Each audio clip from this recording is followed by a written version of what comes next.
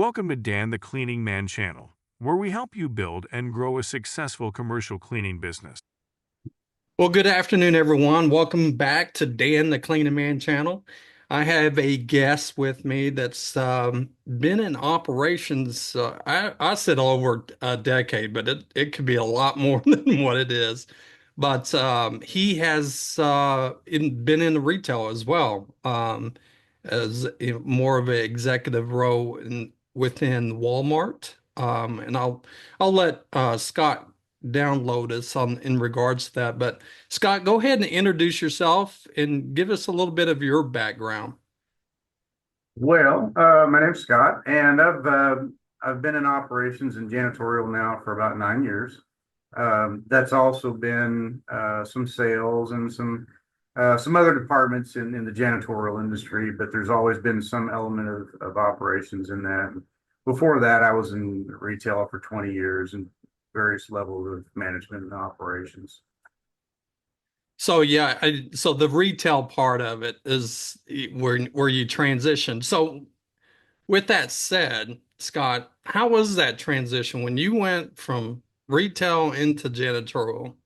Anything that kind of stood out was a challenge or it was easy? I wouldn't say it was easy, but it wasn't a huge challenge either. They're both people businesses. You have to build relationships. That's at the core of it, is building relationships with your clients, building relationships with your employees, your crews, your subcontractors, whoever that might be, your boss. It Yes. still comes down to building relationships, a lot of it, and then as far as the operations part of it, it's still spinning plates. You have to determine what needs to get done for every day, every week, every month, get all that schedule, get it all planned out, and then monitor that closely to make sure you're staying on schedule with all of your different tasks. That's all a valid point there. I think that biggest transition is the relationship piece, right? At Walmart, I mean, you got a short span of, you know, um, time to kind of build. Yeah, you build relationships with your team. That's one thing. However, from a client standpoint, it's more short-lived at Walmart compared to it is from a janitorial standpoint. Wouldn't you say? Uh, yes and no. From one perspective, yes, but at the end of the day, you build your relationship with your team, and you create expectations, and you will create a situation where you'll get a consistent response to all of your clients as they come in, and that comes from getting your team built, and creating those expectations of what has to get done and how we're going to treat our clients. And even though you may not meet every single client, you're still, as a team, you're building relationships with each and every one of those clients as they come in daily or weekly. And in the janitorial business, we may only see a client once a week or once a month or three times a year, but at the end of the day, it's your team that sets the expectations there. You're only as good as your last clean, so you have to make sure you get the experience, or the experience in there, and get the consistency from your team to create that relationship. It's not just you, and you've got to get the whole team involved. Oh yeah, it's a team engagement piece. Absolutely. Absolutely. All right, so jumping into our first question. So you've been in the janitorial industry for over a decade, or a little less than a decade. What are the biggest changes you've seen in the way the operations is managed, especially in advancement in technology and sustainability? Well, even going back when I was in high school, I cleaned buildings, and I wasn't exactly in operations, but I was out there cleaning buildings when I was in high school. And back then, until I started in, I don't know, 2015 or so, the standard for instance, recruiting people was through newspapers. And so, we have new ways of doing that now besides the classifieds, or in the operational sense. Back then, everything was just on a piece of paper. You make notes, and you've got you've got your to-do list book, and you get your calendar, and you have that with you everywhere you go. You'd be lost without it. And back then you had to have your book with you. And now we have all sorts of software that can do that for you, and electronic calendars and to-do lists and other types of software to help you maintain things. Being able to track inspections over, a lot of different clients and make sure that your crews are doing a good job. Now it's no longer taking notes on paper and have to flip back through different things trying to find those notes on that particular cleaner or that particular client. Now we have software that does it for us. It's real easy to take comprehensive notes on the software, and then look back through and see how they did last time and follow up. And it even lets you download your notes into a PDF and send those over to your crew, and then you can go over the notes together. And so software has definitely changed the industry. But even in 2015 or 2018, 19 is when we really started seeing more available software. A lot of the stuff that we had back then was it was software that was really for another industry, or it was just general use software that we were able to adapt to work in our industry. And I'm still not convinced. I mean, there are some industry specific platforms out there now, but there aren't a lot. And a lot of them cater to specific niches in the industry. They may cater to multi-tenant, or they may cater to something like employee-based cleaning, where all of your employees are W-2, and there's at least one company that they focus on the Canadian experience. And a lot of those different softwares, they're not convenient to do what we're doing here in the South. And for our company that we work with, we're not niche specific. We don't focus on one area. We have multi-tenant, we have multi-unit, we have single tenant. The software just isn't broad enough really to be able to handle, get its arms all the way around all that. And so there's been a lot of adapting other things to make it work. But definitely software has made our lives a lot easier, a lot simpler, and it's really a lot better. Getting information now, you can get it quicker and it's more comprehensive.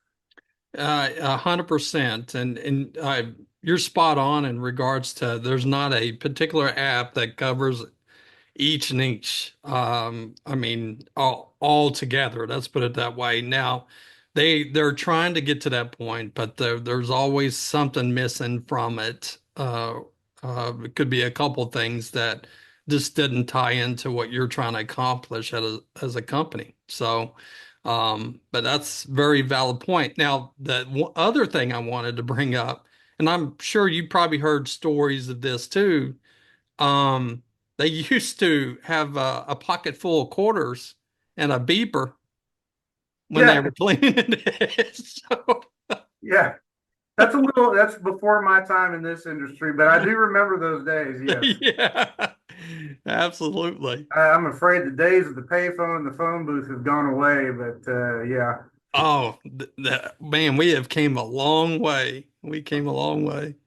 So what is the common misconception people have about janitorial industry, and how do we work to change that narrative? Well, I think that probably there are so many companies out there, especially in the franchise market, that I hate to say it, but they do just such a poor job of taking care of their clients. And their operations piece it's just non-existent. It's not set up at all. And clients get really frustrated, and they go through company after company after company after company, and nothing ever changes. They go in, the crew works great for a month and a half, or 2 months, and then quality decreases, and then the client tries to get a hold of the operations manager, who's non-existent. They can't reach anyone, or they've told the person on the other end of the toll-free number line 20 times what's going on, and nothing ever changes, gets better. and then they start the process over looking for a new company. And they've had to do that so many times, whether it's been one of the franchises or a mom and pop or a small company that just wasn't prepared. And it leaves them believing that nothing ever changes, nothing ever gets better. There aren't any great companies out there, and they just have this you know it just this perseverance of a sour taste in their mouth. It just never quite goes away, Right. and they don't, and after a while, it's an uphill battle for the sales teams because every client out there believes it's never going to change, it's never going to get better, and every company's the same, and that's not true. There are some great companies out there, and I would say most of them are not franchises. And I would say that most of them are slightly larger than mom and pops. There's kind of a middle segment there that people really give it. They give it 100% effort to make sure that we've got the operations piece in place, and we're watching to make sure that the cleaning is good. And when it's not, we jump in immediately to make sure and take care of our clients. Our company, we have a 1 hour guarantee. If you complain, or not even complain, you have a concern, you have a call, you have an email, you have a text, whatever that looks like, we're going to get back with you in an hour, and then we're going to try and fix the problem, find a solution within 24 hours. Very few companies do that, and unfortunately, they kind of ruined it for the rest of us. Yeah. And that's unfortunate. And so, but we always try to go back to that it's on us to build that trust from day one, that they can count on us and we're going to follow up and, get some kind of resolution to any concerns they have. So, yes, that is one of the biggest challenges out there, especially for the sales team. And So, I know that, there's companies out there, they're just struggling. They don't have a plan. They don't know how to fix it. They don't know, they're just not sure what to do. And I can understand there can be a struggle there. But there are other companies out there that are proud of the fact that they're just blowing and going with sales, and they know they're going to lose 10% every year. So they just never invest in their operations team as long as they can replace it with sales. And those are the ones they're continuing to just kind of, you know, stale the waters for all of this, and it's really unfortunate that yeah, in this day and absolutely. age, when we have so many tools to use now, they're not using any of them. They don't care. No, yeah, that's very true. Very true. So, with such a vast team under your leadership, in regards to, because you're a national account manager, you're over, correct me if I'm right, was it 26, 27 states No, I don't. or 22? We have had as many as 26 states. Currently, I think we're at 16 or 17 states, if I'm not Okay. mistaken. But yes, we have had that many in the past. I don't think that's currently where we're at, but yeah, it's still quite a few. So, what is the secret ensuring that consistent quality across multiple locations? I think the biggest thing is it's still building relationships. And first and foremost is you have to build relationships with your team. And we have subcontractors and team members in all these states. I try to call them and talk to them on a real frequent basis, build a good rapport with them, and make sure that we really understand what we're trying to do, what we're trying to accomplish, what the client's standards are, and what their expectations are, and just build a good solid rapport. There's those unfortunate circumstances when somebody just they're just not making it, and then you have to go and recruit and find somebody new and build that new rapport. But I think part of it is just making sure that if that does happen where you have a crew that's not performing, do everything in your power to get that crew performing, get them there, get them to where you need, and try to build them up. But if they make it clear that that's not where they want to go, that they're just not on board, then in that case, you have to replace them very, very, very quickly. You have to be prepared. It's a good idea if it's going that way to go ahead and start looking for somebody new just in case you need them. And vet them well and make sure it's somebody that you can work with, make sure it's somebody you can build rapport with. When you're talking to new people, there's always those red flags that they'll throw out to you to let you know that they're only in it for the money. They're not going to build a rapport. They're not really going to be invested in your client and during the vetting process. I think a lot of it is you just build a rapport during the vetting process. And when you talk to people, they always seem to want to tell them themselves. So I just let them, I just get them to talking. And a lot of times they'll tell them themselves and they'll just let me know that, they're not going to be the right people for the job. So I'm always looking for making sure we find somebody that genuinely cares about their client's experience. They genuinely care about their own reputation. They genuinely care whether their client is working in a clean environment. And those are the things that I'm looking for when I vet them. And then I continue to build that relationship as long as I've got them in these buildings. The second part of that is building a relationship with your client. Even though they may be 2 or 3 states away, I give them a call, I talk to them, make sure that everything is good. Whenever we do any kind of extra work of any kind, special services, carpet cleans and window washes, as soon as the crew, I expect pictures from the crew to let me know, here, this was done, here's some pictures of my quality. But then I still, it's like Reagan said, trust and verify. And I'll call the client and see, how did it go? How does it look? And get some good solid feedback. And the client really, really appreciates that. And you have to have both components going. Make sure you build with your client. Make sure you build the rapport with your crews.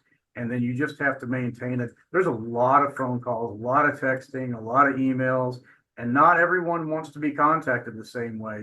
Everybody's kind of source specific, so you have to figure out what each client, how they want to communicate with you. Same thing with your crews, and you just keep that communication going as much as possible. That is your absolute lifeline, is communication. And I got to say this about you, Scott. We have picked up some accounts in some small little cities out of the nowhere, and magic. You just find the people in that area. Now, I'd say that with, I would say 95% of that or more we find, but there is some that we just, unfortunately, it's just that's only building 20, 30 minutes from the nearest city. But you do a fantastic job on that. So kudos on that. Well, Yeah. thank you. So Necessity is the mother of invention. yeah. And even before we had a recruiting team, my multi-unit clients were throwing me places in the middle of nowhere, like Alva, Oklahoma, or Indianola, Missouri, and they're an hour from anywhere that you could possibly name. And we had to find creative ways to get these things staffed. And over the years, we've built a method for doing that, and I've tried to communicate that as best I could to our new recruiting team. And there's always a way. There's always a way. You just have to be persistent. Yeah, absolutely. There's always little tricks that you can find them individuals. So what is the toughest operational challenge you've faced in your career? How did you turn that into an opportunity for growth? That's it. That's what we just talked about. So, I got it's definitely recruiting, and most of the people in this industry. Well, I mean, other parts of the industry, they're W-2, especially up north, and there's different things like that. But down here in the South and across most of the southern states across the country, it's all subcontracting. And subcontractors, they don't advertise. They don't have a website. They don't, they're not on Google. They're not anywhere. So you have to find creative ways to find those people. Like I said, when I was in high school, my first janitorial job I found in the classifieds in the local Tyler paper. There was Green Sheet, there was Thrifty Nickel. And Yes. when I started here, in 2015, 16, whatever it was, it was Craigslist was becoming the way to find people, putting out ads on Craigslist. And now we've moved predominantly to Facebook. And there's different ways for posting on different types of Facebook groups. And you're not really looking so much for a specific individual or a specific, person, but you're kind of generating word of mouth responses from people on Facebook, and that seems to be really, really successful. And that's how we kind of got there. That's how we conquered that challenge. And with my largest multi-unit client, they built their business around small towns. And so the majority of the business that I was able to sell with them were there were places that were in the middle of nowhere. They were out of Oklahoma or Indianola, Missouri, or Alexandria, Louisiana, and Lufkin, Texas, and they're really out of the way kind of places that it's really hard to staff. So we had to do something. We had to find something, and we've also supplemented with just picking up the phone and calling churches. Church secretaries are great. I love church secretaries. They know who needs to eat, and they'll help you out.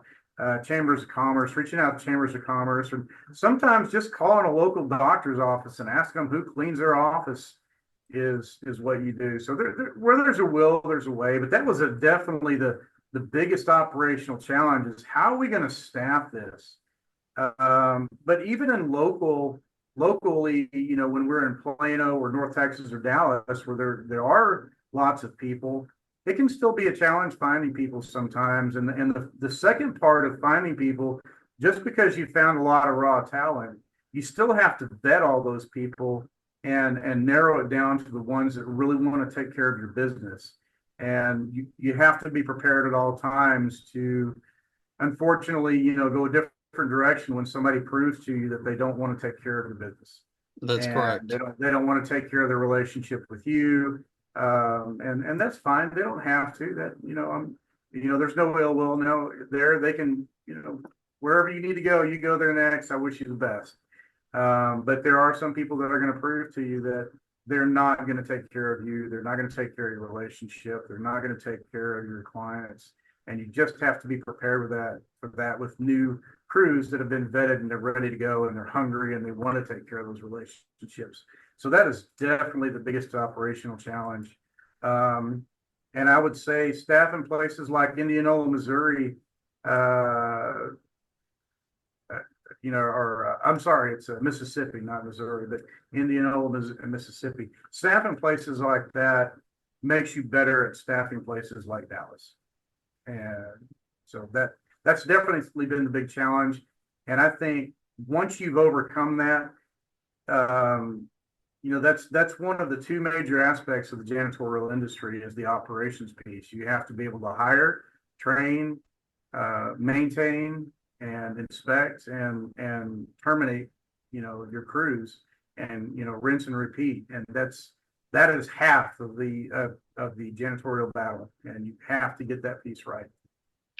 Yeah, and we talk about this all the time, the partnership. It's got to be a partnership all the way It's got to around. be a partnership. Yeah, absolutely. And both people in that partnership, there has to be an understanding. They're here to take care of you, and you are here to take care of them. That's And correct. if either partner is not holding up their end of the bargain, then it just falls apart on you. So you have to make sure not only that they're taking care of you, but you're taking care of them as well. 100%. 100%. Thanks for watching. Don't miss part 2 of Scott's interview this Sunday at 5 p.m. He's sharing game-changing tips and the biggest mistakes to avoid. See you then. Dan the Cleaning Man.